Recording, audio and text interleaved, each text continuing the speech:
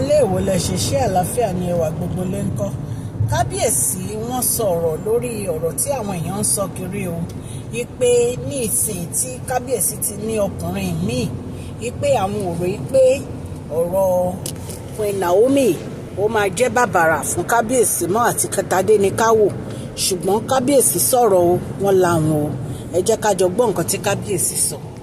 Kábíyèsí ní ọmọ àwọn Tádéníkáwò òun ni àkọ́ṣe ọkùnrin èyí tí àwọn kọ́kọ́ bí i pé òun dẹ̀ ni ó jẹ́ àrólé àwọn. Wọ́n ní àwọn nífẹ̀ẹ́ Tádéníkáwò ní ọjọ́ tí àwọn ti bí ni àwọn ti nífẹ̀ẹ́. Wọ́n ní bó dẹ̀ ṣe máa wà nìyẹn. Wọ́n ní màmá tó wá bí Tádéníkáwò sáyé ó jẹ́ èèyàn kan tó jẹ́ pé àwọn nífẹ̀ẹ́ gidigidi gan. Wọ́n ní kò sí ẹni tó lè replace ìfẹ́ yẹn o. Ẹ̀yin èèyàn lé bí a ṣe gbọ́ allegedly ni o. Wọ́n ní kábíyèsí tẹ̀síwájú wípé àwọn nífẹ̀ẹ́ àwọn ìyàwó táwọn fẹ́.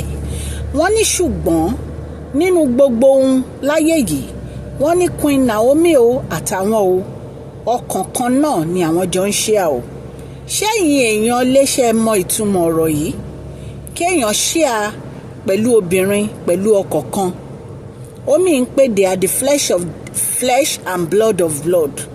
Ẹ̀jẹ̀ kan náà àti ọkàn kan náà ni wọ́n jọ ń ṣíà.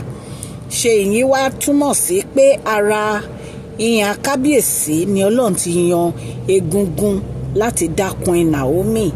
Ẹ̀yin èèyàn lé ọ̀rọ̀ yìí lágbára. Allegedly bí a ṣe gbọ́ tán ní kábíyèsí sọ nìyẹn o. Ẹ jẹ́ ká jọ wọnú gist yìí. Tó bá jẹ́ ìgbà àkọ́kọ́ nì tí ẹ̀ ń darapọ̀ mọ́ channel mi ẹ̀yin aráalé, mo dúpẹ́ púpọ̀ lọ́wọ́ yín o fún àdúrótì yín lórí channel mi. Mo dúpẹ́ púpọ̀ lọ́wọ́ yín nítorí pé ẹ dojú tì mí. Mo dúpẹ́ púpọ̀ lọ́wọ́ yín nítorí pé ẹ̀yin ni igi lẹ́yìn ọgbà mi. Tí ò bá sí ẹ̀yin kò lè sí Mashola Gist TV o. Ọlọ́run Elédùmarè aláàánú á bá mi dúró tì yín. Òkè òkè ni ọlá yín á máa lọ, ọlá yín ò ní lọ ìsàlẹ̀ láéláé. Ẹ̀yin èèyàn lé bí a ṣe gbọ́ o. À ń sọ̀rọ̀ nípa celebrity gist, royal gist, politics àti gbogbo nǹkan tó ń ṣẹlẹ̀ ní agbègbè orílẹ̀-èdè bàbá wa ní ilẹ̀ Nàìjíríà. À ń sọ̀rọ̀ nípa gbogbo àwọn nǹkan tó ń ṣẹlẹ̀ láyìíká Nàìjíríà náà. Ẹ̀yin èèyàn lé tẹ́ bá ti subscribe so that a bá ti post any gist ẹ máa rí òkè òkè ni ọlá yín á máa lọ, ọlá yín ò ní lọ ìsàlẹ̀ láéláé. Ẹ̀yin èèyàn lé à ń ṣe advert lórí channel yìí ní masholagistv@gmail.com. ẹ lè kàn sí wa tẹ́ bá ní ìpolówó ọjà tẹ́ fẹ́ polówó kí nǹkan tó wù kẹ́ lè máa tà, àwa bá yín polówó ẹ̀. Ọlọ́run Elédùmarè aláàánú á ṣàánú fún gbogbo wa o. Ẹ ṣé o. Ẹ̀yin èèyàn lé kábíyèsí ní ọkàn kan náà ni àwọn àti Queen Naomi jọ ń ṣíà o. Wọ́n ní ọkàn kan náà ni àwọn àti beautiful Ṣílẹ̀kùnọlá Ògúnwùsì ìyá Tádéníkáwò. Wọ́n ní ọkàn kan náà làwọn jọ ń ṣíà o. Wọ́n ní kò sí ọkàn kan tí ó dàbí èyí tí àwọn ń bá Queen Naomi ṣíà yìí. Ẹ jẹ́ ká jọ gbọ́ gbogbo gist yìí ẹ̀yin aráalé. Ẹ̀yin èèyàn lé ẹ̀yin náà rí ọ̀rọ̀ ńlá tí kábíyèsí sọ kalẹ̀. Ẹ̀yin èèyàn lé ṣe rí ọ̀rọ̀ kábíyèsí àti Queen Naomi ó lágbára. Àwọn èèyàn rẹ̀ pé àwọn lè yà wọ́n ni wọ́n lè yà wọ́n láíláí nítorí pé nǹkan tí Ọlọ́run lọ́wọ́ sílé yìí. Ẹ̀yin náà wò ó, kábíyèsí ò lè do without Queen Naomi. Queen Naomi ò lè do without kábíyèsí. Kí ló wá máa ṣe? Nǹkan tó yẹ kán ṣe òun náà ni pé kí wọ́n support ara wọn.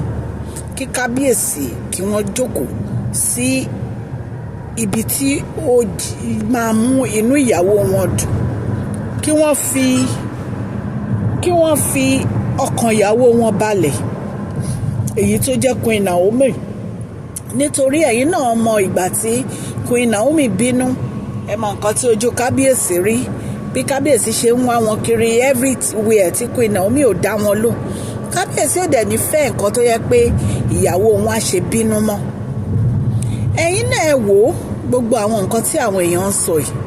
Ìpè ní ìsìn tí kábíyèsí ti bímọ, wọn ò ní ráyè Queen Naomi mọ́, tán ti bọ́kùnrin míì, wọn ò ní ráyè tadé ní káwò mọ́. Kábíyèsí ní kò sí nǹkan tó jọ bẹ́ẹ̀ o, kò sí nǹkan tó jọ bẹ́ẹ̀ rárá.